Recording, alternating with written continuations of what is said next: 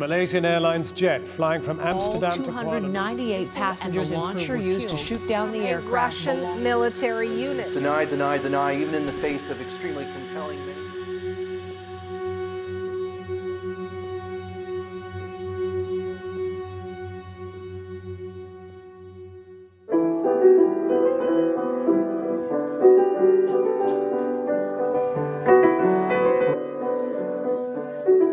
My daughter was 17 years old. She was nice and quiet and enjoying her life. I wished her a very good holiday. I said, take care of yourself. And then she said, you don't have to tell me that 10 times, Dad. She was gonna make a beautiful trip to Malaysia.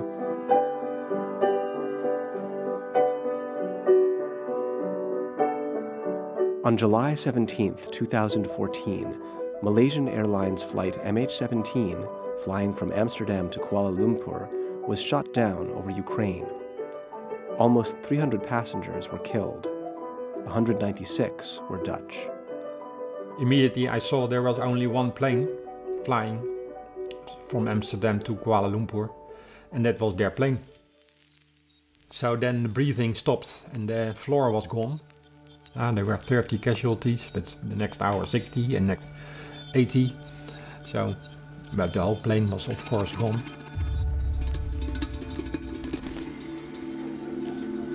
The Netherlands and Australia now call on the Russian Federation to engage seriously and accept its responsibility. In May 2018, after a 4-year investigation, a Dutch-led inquiry concluded that the plane was shot down by a Russian missile. The Netherlands says it will now hold Russia accountable. But the Kremlin denies responsibility and refuses to cooperate. The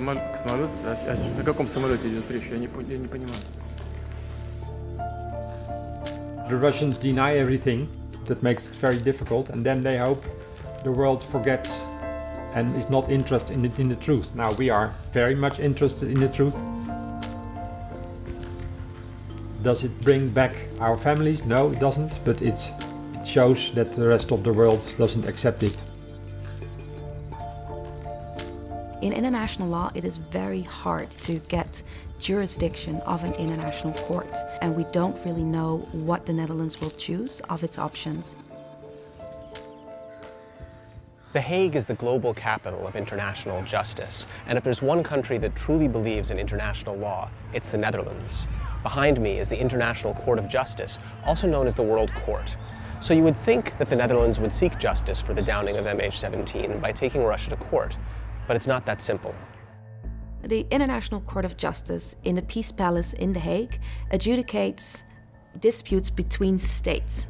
However, the International Court of Justice only has jurisdiction over this case if both parties consent. So obviously, this is really hard. International law is made up of treaties. The challenge in bringing a case is to find a violation of a treaty that both states have agreed to, and then find a court that administers that treaty. That can be complicated. The Chicago Convention is the main treaty that governs civil aviation. Its Article 3 bis provides that states must refrain from using force against civil aircraft. So if Russia was actually involved in launching the missile that brought down MH17, they may well have violated the Chicago Convention, which would allow a dispute to be settled by the International Court of Justice. But that really depends on the extent of the involvement of Russian state agents in bringing down MH17. The evidence against Russia is overwhelming. Photos and video gathered from social media track the missile's exact route from an army base in Russia to the border in Ukraine. They have definitive proof the airliner was shot down by a Russian army missile system. That same Russian mobile missile launcher in Ukraine headed yesterday for the Russian border with 2 of its launch tubes empty. And then a day later, the vehicle disappeared back in Russia. And Russia's alternative theories have been repeatedly exposed as fakes, using falsified radar data and forged records. Are you saying this was not a Russian missile? This was not a Russian army missile. Нет, конечно. Конечно, нет. The Dutch might find it easier to bring the case to the European Court of Human Rights in Strasbourg. The European Court of Human Rights actually looks a lot stronger in terms of jurisdiction because both Russia and the Netherlands, as well as Ukraine, are members of the Council of Europe.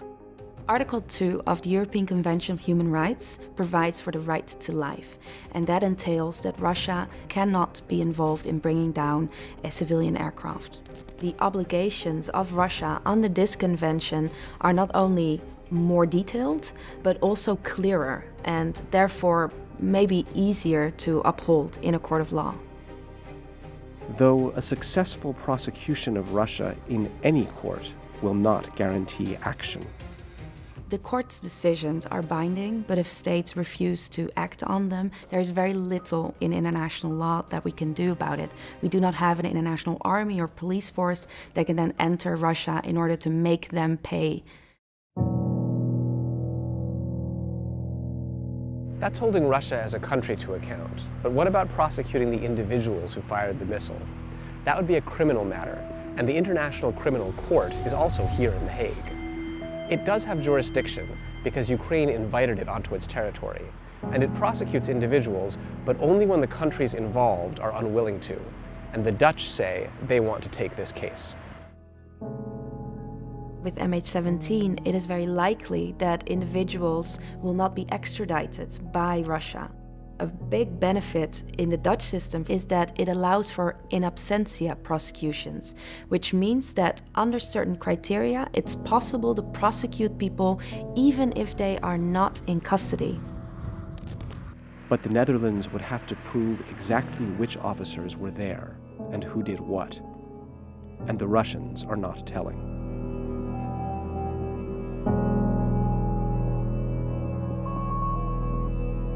Last year we decided to place this bench here with some relatives of MH17 victims. You can sit here all day waiting opposite the Russian embassy to get some answers. The best was taken from me, my only child Elsemiek, who meant so much for me. And our families who perished can't talk anymore, but we can talk for them. We keep on trying, keep on fighting for some justice.